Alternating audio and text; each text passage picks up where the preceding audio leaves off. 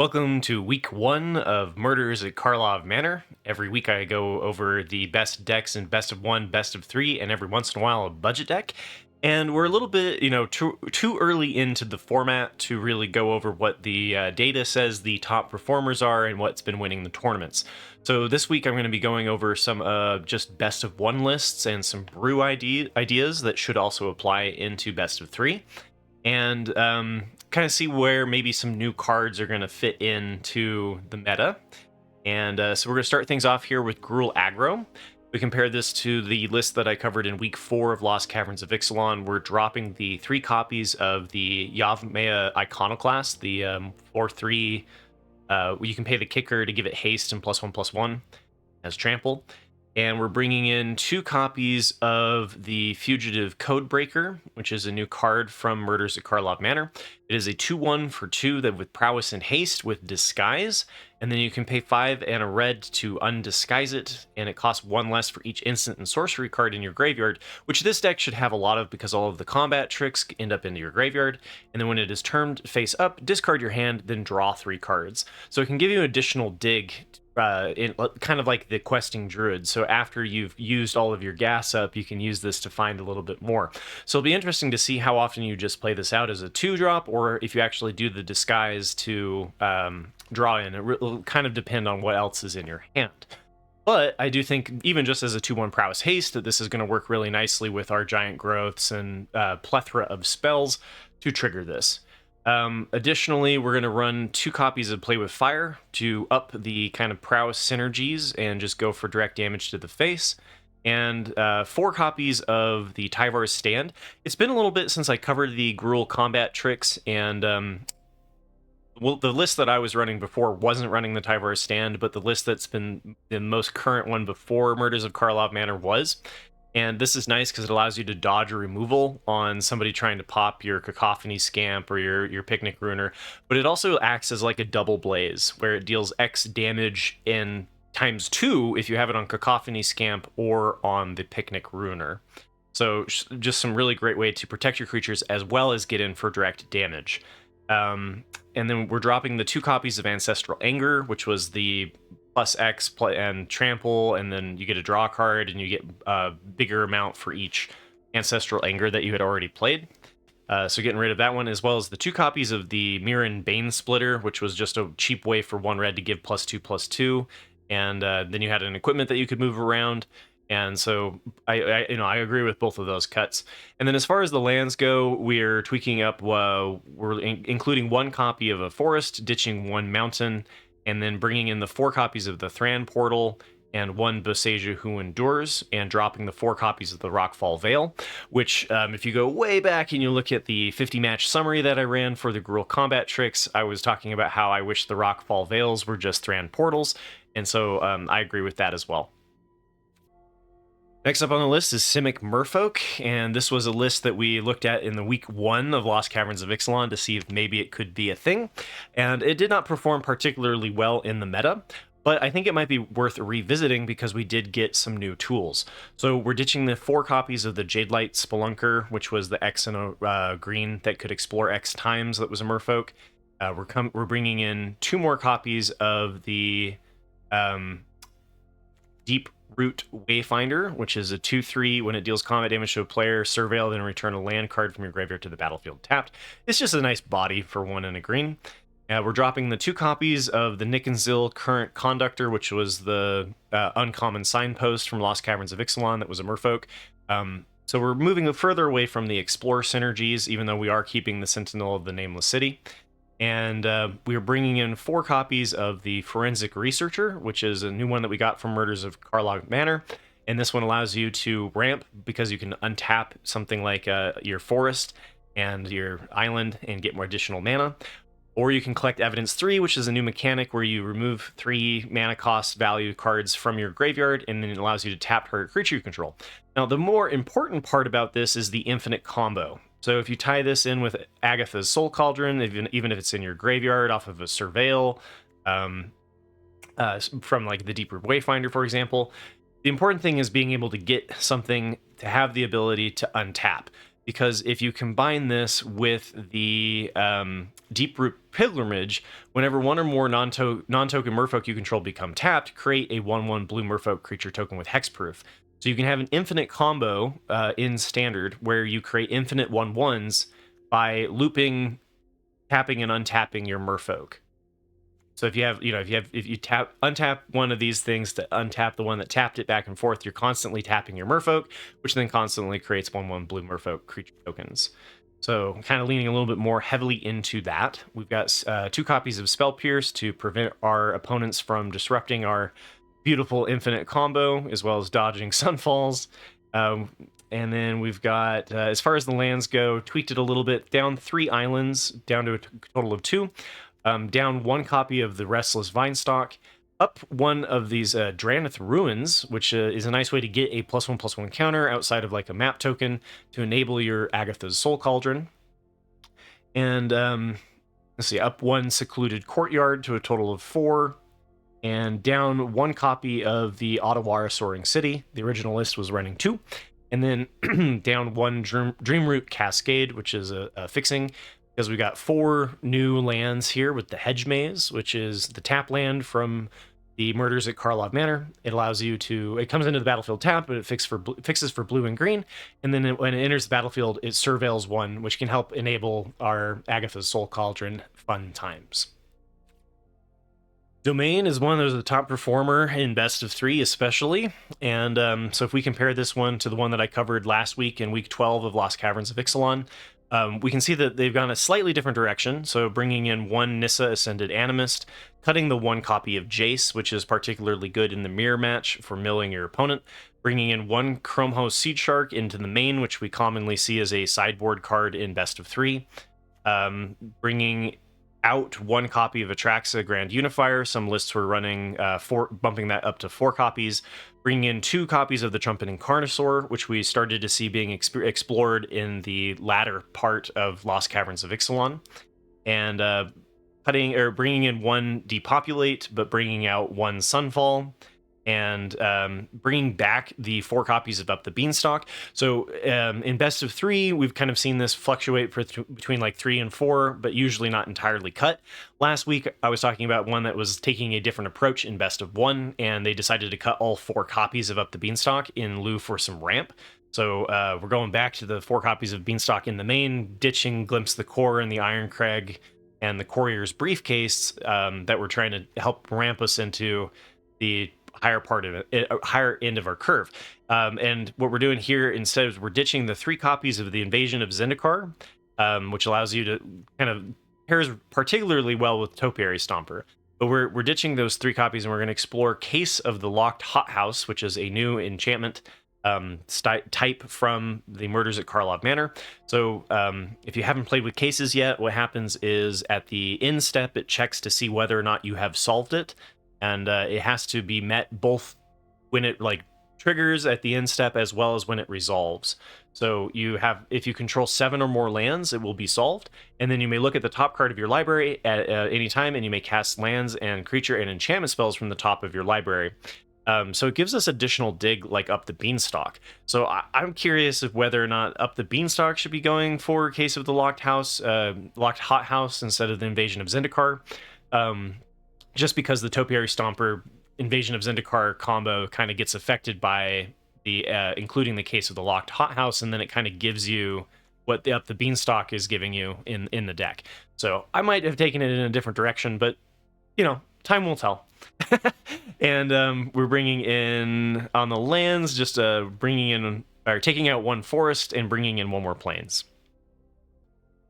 Number 4 here is Golgari Midrange, and if we compare this one to week 8 of Lost Caverns of Ixalan, it's a very similar list, but we've got a couple of changes. So we're ditching the 1 Sorin, the Mirthless, and the 3 copies of the Blossoming Tortoise, and bringing back in Shieldred the Apocalypse, and bringing in 1 copy of Aklazot's Deepest Betrayal. This is another one that we've kind of seen appearing in a lot of best of 3 sideboards.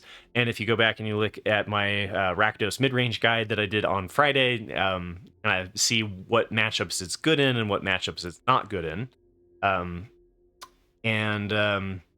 But yeah, so bringing in that one, bringing in one more copy of Cut Down, and taking out the 2 copies of Anoint with Affliction, and bringing in a new card, which is the Assassin's Trophy. So this is a instant for a black and a green from the Murders at Karlov Manor. Destroy target permanent opponent controls. Its controller may search their library for a basic land card, put it onto the battlefield, then shuffle. So better the bigger things that you're destroying with the Assassin's Trophy, less interesting to ramp your opponent. So we'll see if this is actually advantageous to running just more go for the throats. And then we're ditching the Argoth Sanctum of Nature, which was in the it synergized with the Blossoming Tortoise. So we're getting rid of that if we're getting rid of the tortoises, and then bringing down 1 copy of Mishra's Foundry, which also synergized with the tortoise. And we're bringing in 1 swamp and cutting out the Takanuma, Abandoned Mire, and bringing in 1 Field of Ruin. For number 5 here, we've got Boros Convoke, and this one got a couple of new cards, so excited to see how this one plays out.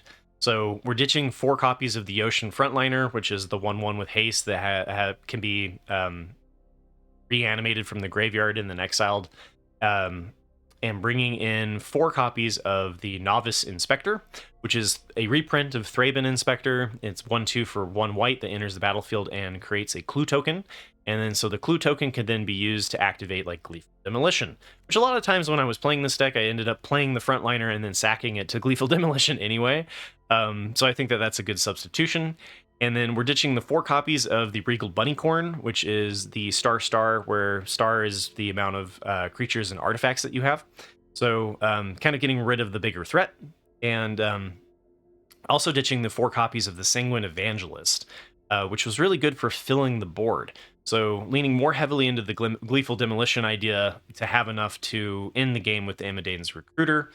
And it's, Boros tokens or Boros Convoke, because with the Gleeful Demolition, you can get up to having 5 creatures on the battlefield as early as turn 2.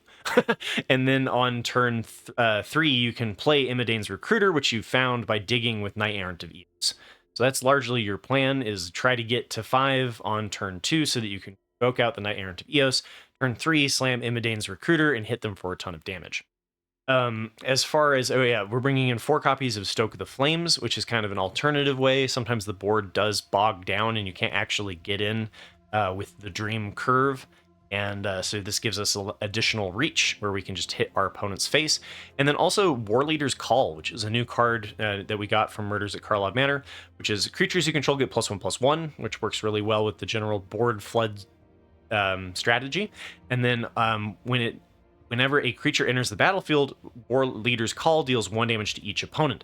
So these do enter the battlefield as 3 tokens. So Gleeful Demolition, after you have a War Leader's Call, not only does it spawn 3 2/2s, but it also pings them directly to the face for 3 damage. So really curious to see how this works. Notably, we're not trying out the Lightning Helix, which can, good old classic favorite for Boros. You got a red and a white to deal 3 damage and gain 3 life. I think this could, this list could be running like a Lightning Helix instead of Stoke the Flames. Kind of depends on the pace of the deck and whether or not the life gain is important for outracing something like mono red. So time will tell on that one as well. And then as far as the lands go, we're ditching 1 copy of Merrick's and 2 copies of the Mountains and Plains to bring in 4 copies of Cavern of Souls. A good chunk, if not all of the entire deck, not the entire deck, is made up of humans. We've got a couple one-offs that aren't humans, but a good chunk of them are. So the Cavern of Souls works well there. And then we're bringing in 2 copies of the Restless Bivouac, which is the manland that we got in Wilds of Eldraine? Lost Caverns? Anyway, one of the previous sets. Allows you to create a 2/2 Ox that puts a +1/+1 counter on target creature you control when it attacks. Curious to see how that one plays. We haven't really seen that one in the list before.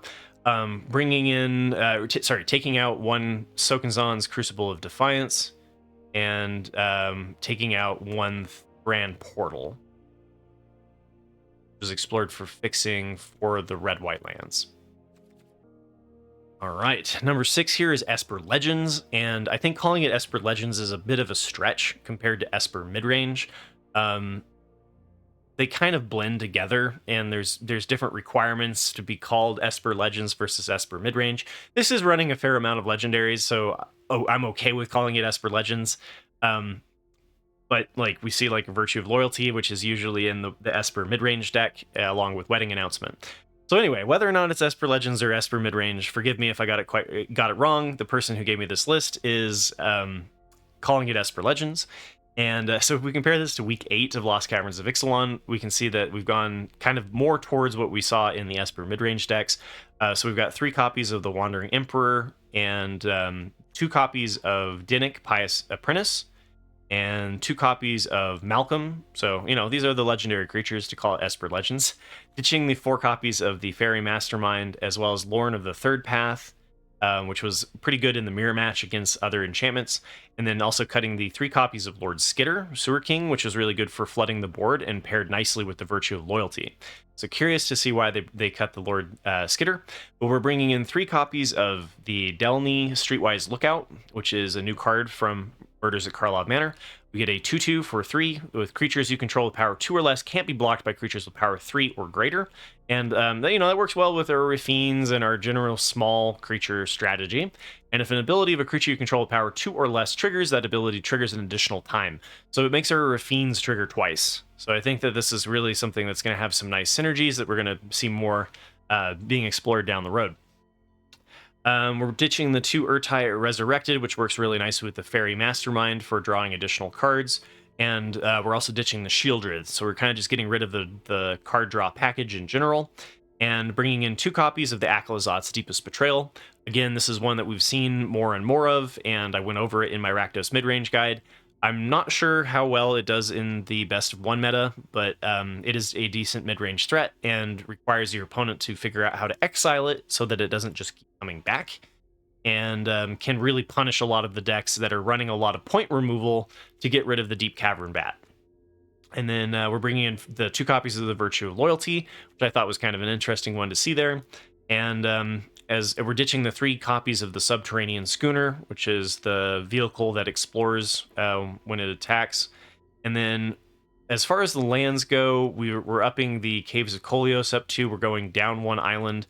We're ditching Plaza of Heroes, and so if you're going to call this Esper Legends, I feel like you usually run the Plaza of Heroes. We'll see. Going up 1 Plains and up 1 Restless Anchorage, and up 2 copies of the Seachrome Coast is the Speedland, Fastland, and then we're ditching 1 copy of the Underground River, and 2 copies of the Rafine's Tower. For number 7, we've got the Rakdos Anvil, which is something that I have not really been paying a whole lot of attention to in Lost Caverns of Ixalan. It was kind of like the Simic Merfolk deck, where like it's okay, but it was just performing worse than the Rakdos midrange deck that has the Trumpet and Carnosaur and everything. So we're gonna have to go all the way back to week 2 of Wilds of Eldraine with Ash Lizzle's deck that I reviewed back then. And it's very, you know, it's kind of a modern take on that deck. So we're ditching the 2 copies of Ginger Brute and the 4 copies of Charming Scoundrel, and bringing in 4 copies of the Crime Novelist. Whenever you sacrifice an artifact, put a +1/+1 counter on Crime Novelist and add 1 red, which works really nicely for the constantly sacking things to the anvil to build up the board and spawn a bunch of 1/1s. You're growing this as well as giving you mana each time that you do it. So that should be a natural synergy in this deck. And then we also have Krenko, Baron of 10 Street, which allows you to sacrifice an artifact to put a +1/+1 counter on each goblin that you control. And then whenever an artifact is put into a graveyard from the battlefield, which artifacts, tokens do go into the graveyard even though they do not exist there. So sacrificing your tokens, you still get to add the 1, or pay the 1 red, which you can get off of the Crime Novelist, to trigger creating a 1/1 red goblin creature token that gains haste and also the +1/+1 counter.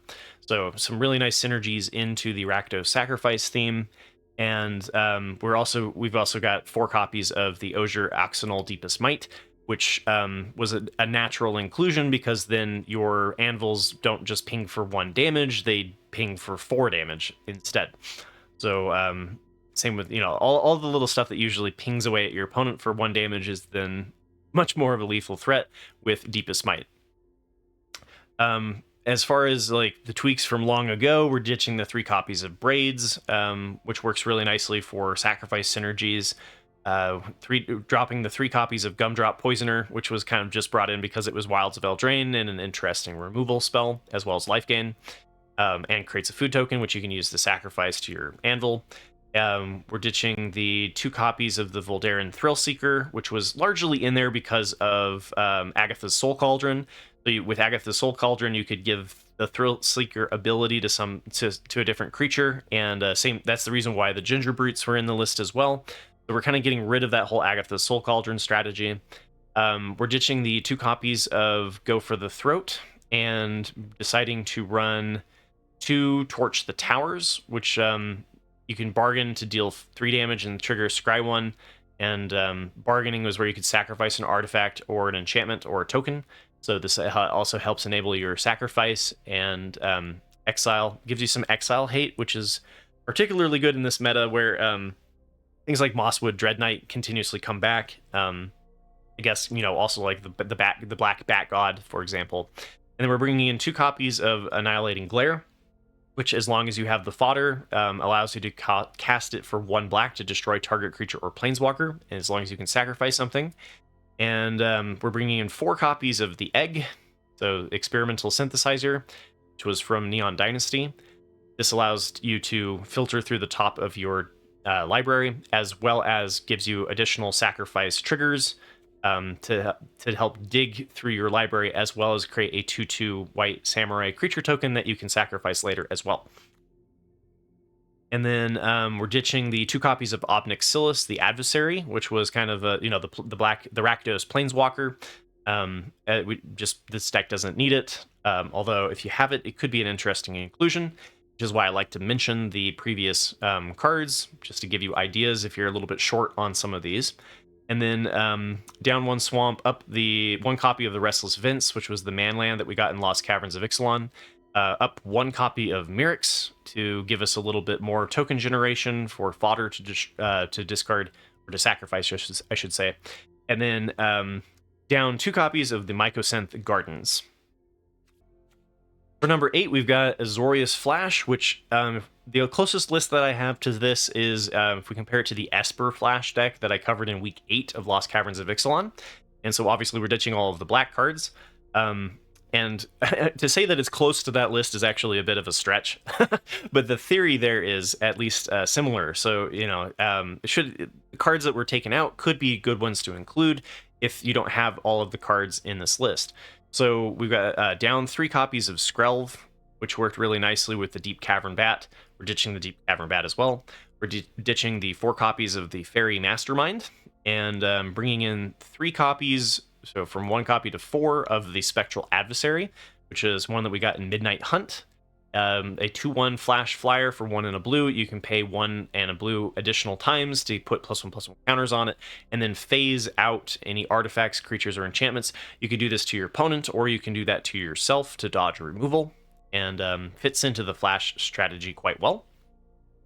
We're bringing in 3 copies of Malcolm Alluring Scoundrel, which is also a 2/1 flash flyer for 1 and a blue. And then whenever it deals damage to a player, you draw a card, then discard a card, so it triggers a loot. And then if you manage to do that 4 times, you can play the discarded card for free. And then we're bringing in 4 copies of the Tishana's Tidebinder. So this is very much like the draw-go decks of Days Gone By. So you're commonly not doing anything on your turn, and then counterspelling or disrupting your opponent's strategy. And then if they don't play anything that's worth doing that, then you flash in a creature. So this one allows you to also negate an activated or triggered ability. You can make cards like Shieldred into a 4/5 that have no other stats. You can eliminate sagas as long as you do this on the final chapter. There's a lot of really interesting things to hit with Tishana's Tidebinder, and it's one of those cards that reads worse than it actually plays. And we're down 4 copies of the Errant and Giada, which I was surprised because this sort of deck fits really well into the Errant and Giada strategy, which allows you to play flying and flash creatures from the top of your library. But maybe it was determined it was unnecessary dig. We're cutting the 3 copies of Cut Down because we're not doing black. We're bringing in one more copy of Make Disappear to counter Sunfall, and then bringing in 4 copies of No More Lies, which is a counterspell unless your opponent pays 3 mana, and then if that spell is countered, it's exiled instead of put into its owner's graveyard. So this gives us a nice Azorius-specific counterspell in blue-white.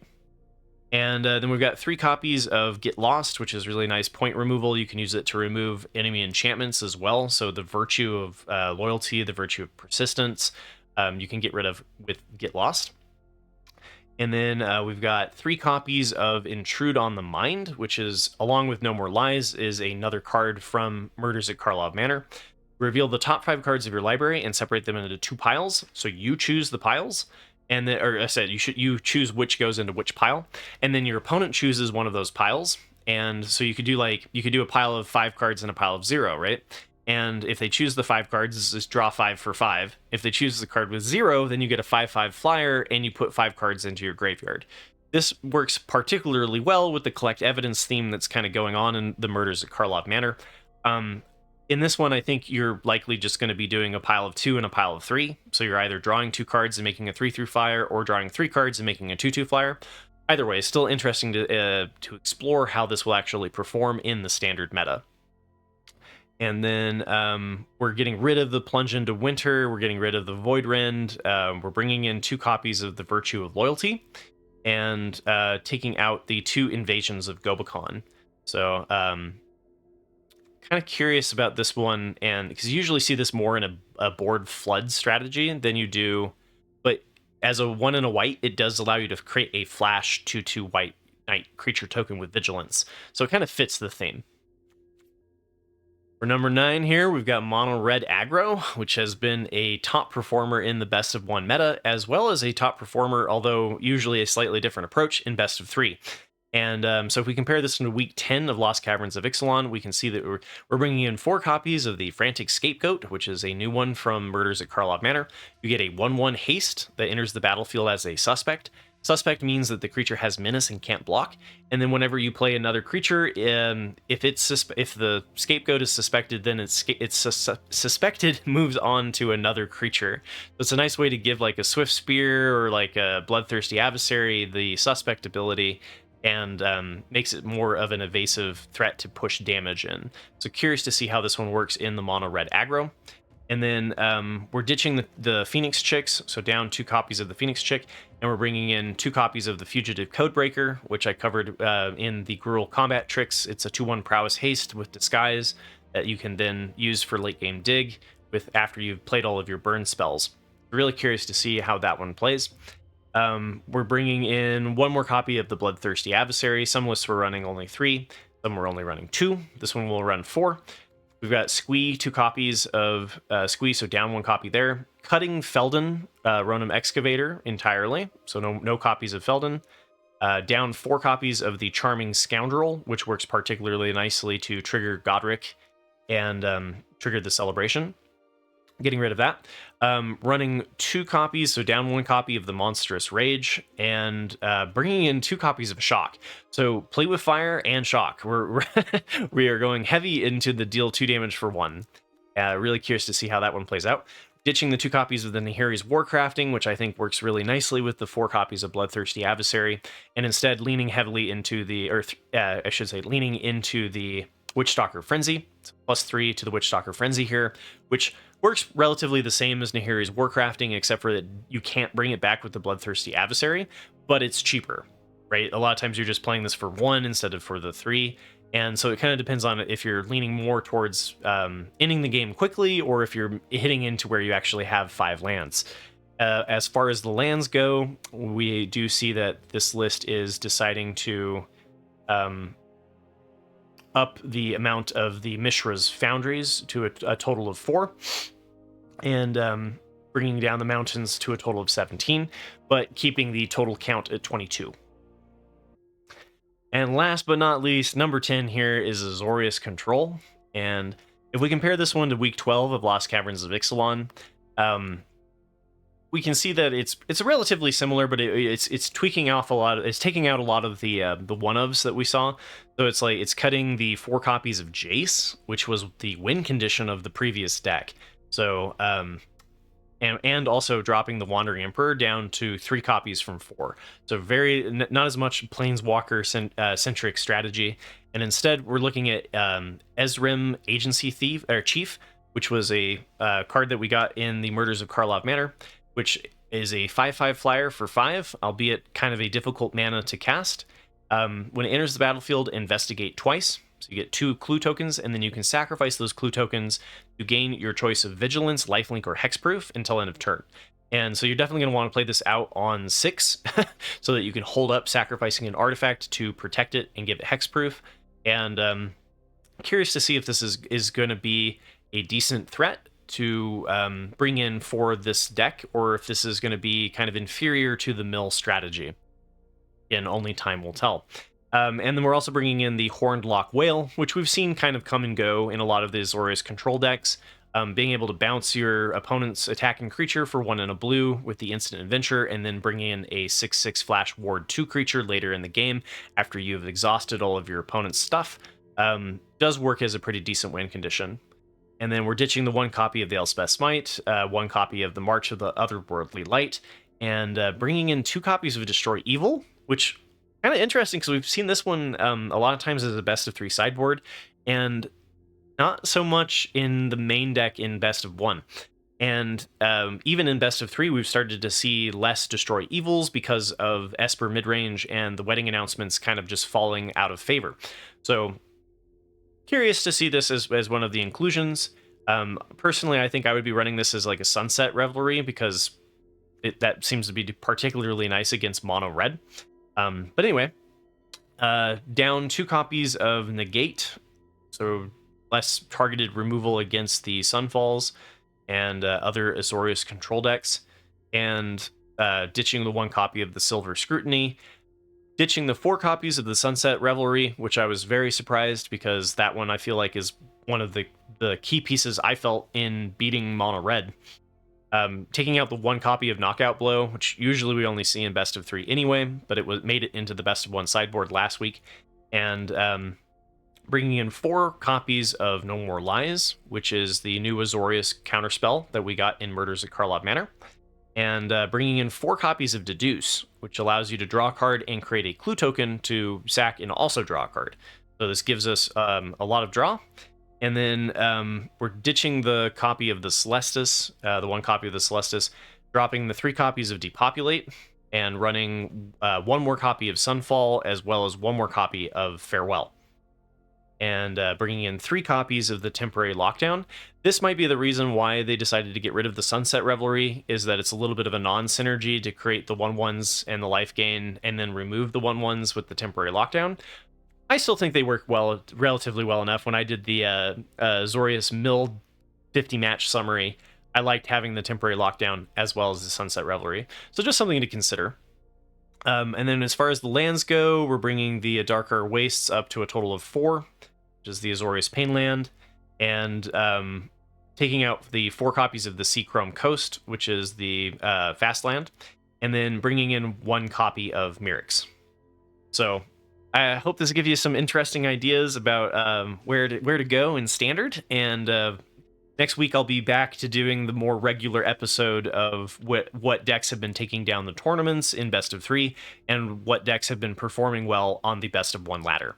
So remember to hit like and subscribe if you like this sort of thing. I do one every Sunday, and also every Friday I've started doing a best of 3 sideboard guide, and every Saturday I do a 50 match summary exploring how a deck is performing on the best of 1 ladder. So welcome to my community if you're new here, and take care, everybody. Good luck with your games, and let me know what you think about it. You know, am I missing something? Is there a new archetype that is going to become a thing? You know, love discussing Magic the Gathering cards, which is why I do this. So take care. I'll see you next week.